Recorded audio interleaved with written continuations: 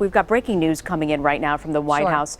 We're taking a look right now about gunshots being heard around the White House vicinity. We're not sure exactly what the situation is. We're monitoring, and we've got our White House crew. Gunfire apparently prompted some sort of a lockdown at the White House. We want to bring in CBS Radio News' Mark Knoller. Mark, what do you know? Well, we know that the White House is in a lockdown situation. It happens every time there is a security alert.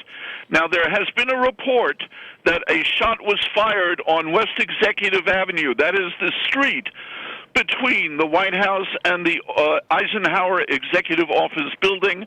The White House is in lockdown. That means nobody but Secret Service can be wandering on the grounds of the White House.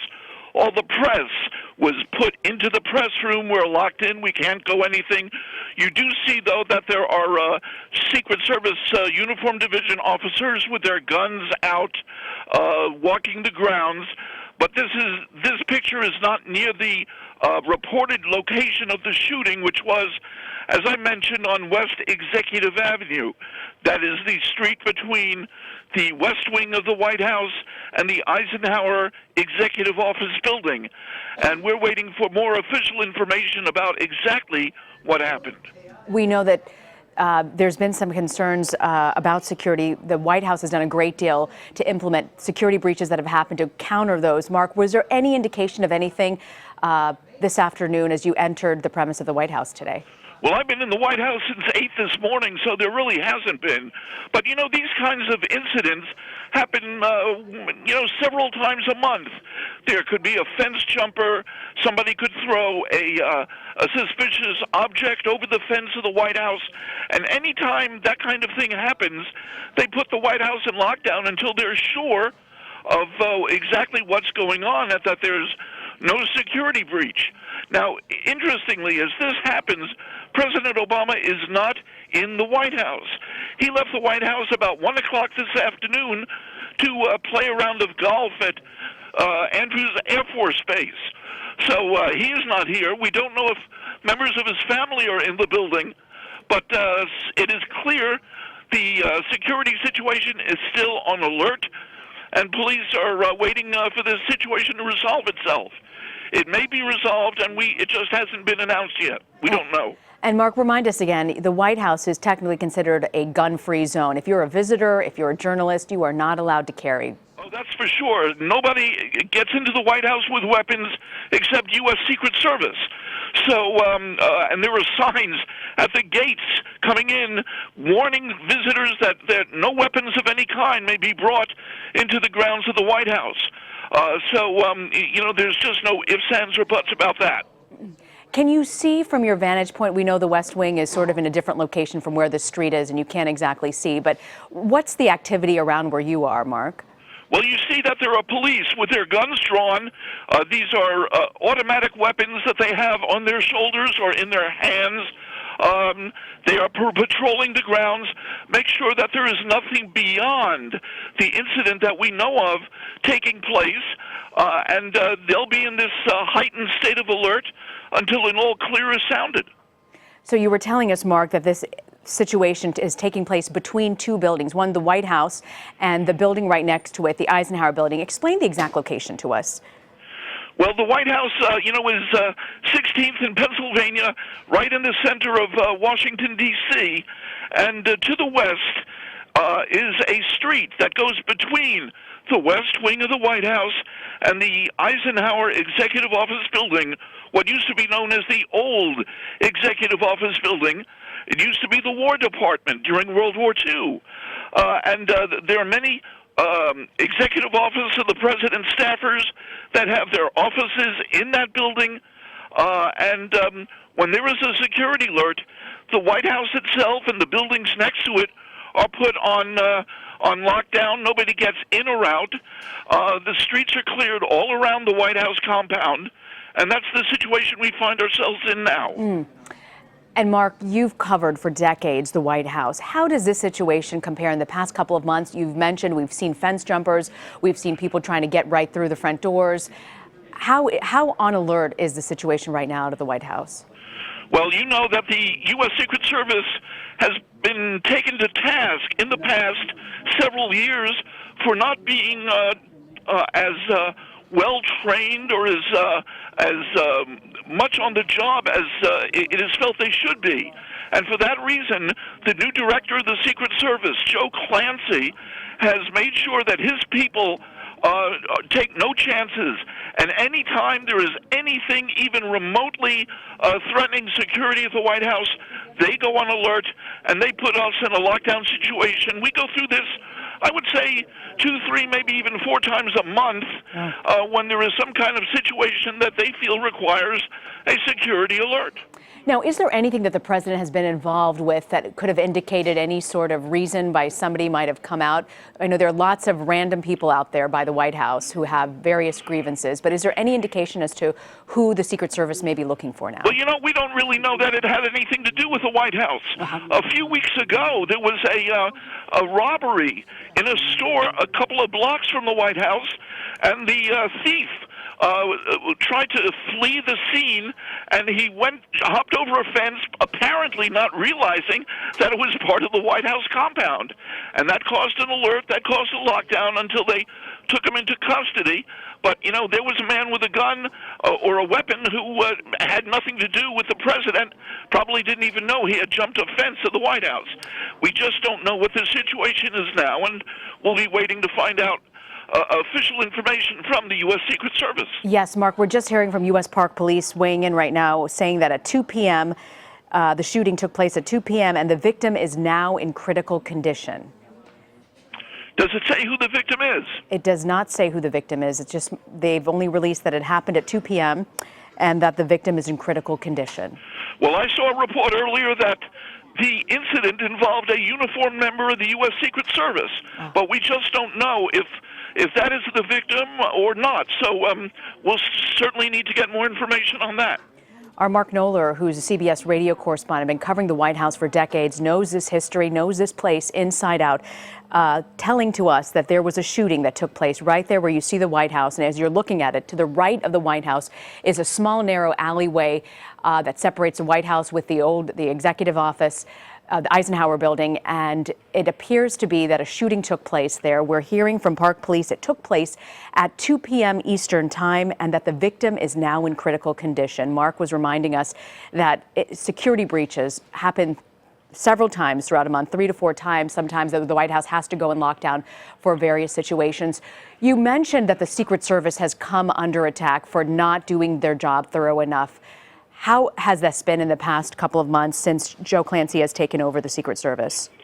Well, he has certainly taken steps designed to strengthen the Secret Service presence and response at the White House. Certainly since that episode a year ago where somebody hopped a fence, not only ran across the North Lawn and into the White House mansion, that was just beyond the pale. It was lucky that the president and his family were not in the building at the time, but the intruder had to be wrestled to the ground inside the White House itself. And that certainly served notice on the Secret Service that kind of incident could not happen again, must not happen again. And Joe Clancy has made it his business to put systems in place to make sure that there was no repetition of that kind of breach of security at the White House. We want to remind everyone we're taking a look at the White House right now. The White House under lockdown after shots were fired. We believe from Park Police telling us the shooting incident took place at 2 p.m. A victim is in critical condition. President Obama is not at the White House. That's our understanding right now. He had taken off at about 1 p.m. as our Mark Knoller was reporting to play golf. It's not clear if the first family, Mrs. Obama and Sasha and Malia, are inside the White House or if they are away at this moment. Mark, do you know anything further about the first family right now? We don't. Their schedules are not usually made public. Certainly the daughter's schedules are never made public, so we don't know where they are. They could be at school. School would have only let out before this lockdown went into effect, so we don't know where they are. Certainly, they would be under intense protection if they were in the building. They're always under protection, and if there were a genuine threat inside the White House itself. They would be taken to the bunker of the White House, which is even a more secure location within the White House itself. And certainly the president would be taken there if it was deemed a severe enough threat.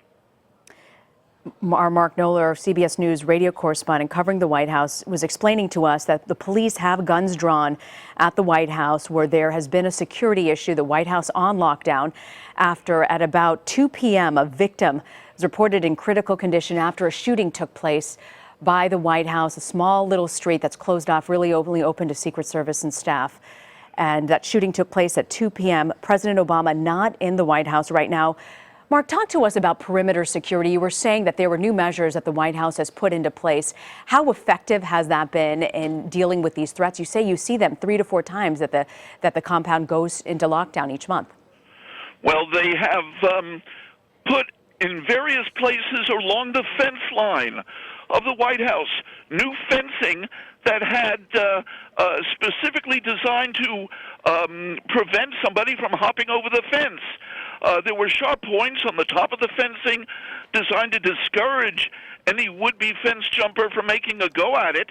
It has diminished the number of fence jumpers in recent months, but it hasn't totally eliminated it. There have been attempts at jumping the fence within the last few months. In addition, the public is not allowed right along the actual fence itself. There are barricades about 10 feet back from the fence line that keep the crowd even further away from thinking about or attempting a fence jumping. Right now, Mark, we're looking at the CBS camera that's mounted inside of the press briefing room. It's looking outside onto the lawn. If you are looking at the shot, to the left of it is exactly where we believe the shooting took place, roughly. Mark, we're hearing right now from D.C. Fire and EMS. They're saying that a shooting took place at 17th and E Street Northwest. One person was transported with critical injuries to a local hospital. How far away is 17th and E from your location, Mark? Well, 17th and E is outside, just outside of the compound of the White House. It is on the west side of the Eisenhower Executive Office building. You can't see it from the White House because the building is in the way. But 17th and E is right at the beginning of the White House compound, but not at the White House itself. It is on the west side of the Executive Office building that is located there, and that's close to where that incident I mentioned a little while ago with the robber jumping over the fence took place on 17th Street. So once again, we don't know what caused or what was the precipitating factor in this incident, but if it happened on 17th and E, then it wasn't within the grounds of the White House, but just outside. We're looking at a map right now, Mark, that shows that red dot at the bottom left of your screen is 17th and E. This is where we believe the shooting took place. The big circle in the middle is the White House. And we believe, again, that there was a shooting incident that took place not far from the White House. The White House currently on lockdown. Our Mark Knoller is saying that, in fact, police had guns drawn, that they are patrolling the grounds. Talk to us a little bit more, Mark, about the perimeter security. You were saying that these fences were put into place. You were talking also about a robbery that happened. How does this, often crime does happen around the White House. How does U.S. Secret Service and the White House deal with that? Well, I'm looking at the map that you've got up on the air right now. And if that's where the location is, that is right at one of the checkpoints on E Street for driving into the White House compound. It is a location where there is U.S. Secret Service in a gatehouse for pedestrians. It's also for authorized vehicles to enter the compound in order to get on the grounds of the White House or onto West Executive Avenue. That street where between the Executive Office building of the White House, many senior White House staffers park on that street. But it is outside, as you can see, the marked green area of the White House compound. Again, we're following reports the White House currently under lockdown after a shooting incident. Park police telling us that it happened at 2 p.m., that someone was taken into, the victim was taken in critical condition. And we're hearing reports that it took place at 17th and E. Our Mark Knoller, who has been covering the White House for decades, explaining the security breaches that have taken place recently. And he is currently inside the White House briefing room as this is unfolding. Mark, was there anything rumbling throughout the White House today about any sort of threat of any nature? No, there really wasn't. It was just in fact, it was a mild, sunny day. Everybody was in a good mood. People were enjoying a few minutes outside before and after the press briefing today. There was no reason to believe that there was anything going on. And as I mentioned earlier, we still don't know the exact nature of the incident with which we are dealing now, whether it had anything to do with the White House or the occupants of the White House. It may not have. We're going to have to wait and see what the nature of this encounter was all about. Mark, we're just getting into our newsroom. Jeff Begay's emailing us saying that a Secret Service uniformed officer shot a male suspect. It's still unknown what initiated it, but apparently it happened about 3:15, and sources say it happened outside the White House gates. Well, that certainly goes in line with what we're hearing. That location at 17th and E, that is at the one of the checkpoints for getting into the White House compound. Visitors to the White House often go through that checkpoint. Authorized vehicles would enter the White House compound through that 17th and E checkpoint. So it is, and certainly there are many, many uniformed division officers of the Secret Service assigned to that location. So we don't know what exactly the nature of the incident is, but if Jeff Begay says that's where there was a shooting, that certainly would lend itself to our understanding of this incident. We're following a situation at the White House, the entire White House, and all their staff currently under lockdown. Our Mark Knoller is there in the briefing room under lockdown. We're hearing reports that this afternoon a victim was shot in critical condition, and our Jeff Begay is reporting that a Secret Service uniformed officer shot a male suspect. It's still unknown what initiated this, apparently happening outside the White House gates. Mark, how common is it for Secret Service to get involved in a shooting of a bystander? Well, it certainly doesn't happen often. Secret Service, in fact, the incident I spoke of earlier where an intruder jumped the fence and actually got inside the White House, a report by the Department of Homeland Security said that no shots were fired during that incident, even though there may have been a severe threat.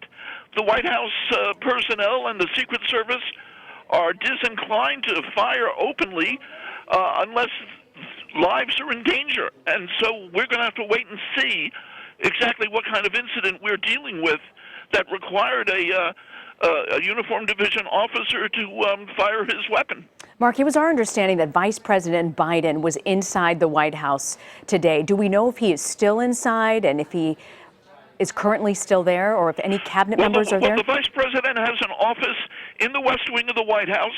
He was here earlier in the day taking part in the President's briefing on the Zika virus. He was sitting right next to the President during the course of that Oval Office briefing. But he was scheduled to go home to Wilmington, Delaware later in the afternoon. I don't know whether he was still in the White House when this incident took place.